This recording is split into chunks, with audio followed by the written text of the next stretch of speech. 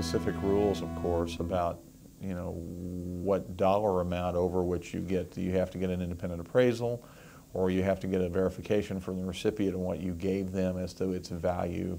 If you go to a charity dinner and it costs $100, how much of that is deductible? Is all of it deductible? No. If you got a meal out of the deal, you ate. That's not deductible. Business meals and entertainment are another area where people say, okay, I was gone, I had lunch with so-and-so and we talked about business. Is it deductible?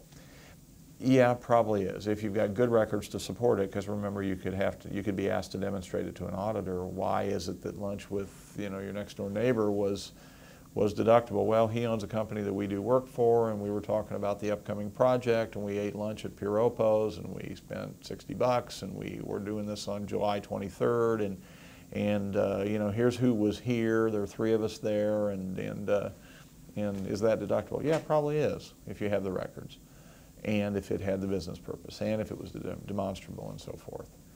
That's a common question.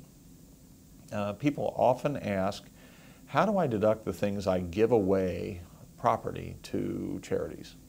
Now, there are some specific rules that if it's over a certain value, they have to give you an acknowledgement of its value. If it's over a higher value, it has to be appraised by an independent appraiser. Generally, good records are always the trick. When I do my own, we go through and we actually make a copy of, or we make a picture of what it is that we take. So if, when my wife's going through and lays out all the stuff we give away, we take the digital camera and we shoot pictures of it. Then we make a list of it and we assign a value. And usually we use what's called thrift shop value, which is about 25% of the retail value. Now there are books and there are websites and other people that say we can give you something that's absolutely defensible and we know that it's worth X, like Bill Clinton took $3 off for a pair of his underwear.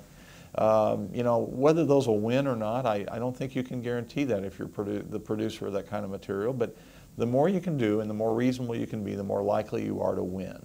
And that's what it's all about, is if you get asked and if you have to prove it, what do you have? Now, my taking pictures is, I'm a CPA, I'm pretty anal about this kind of stuff. Not everybody is, but the more you got on your side of the scale, the more likely you are to win.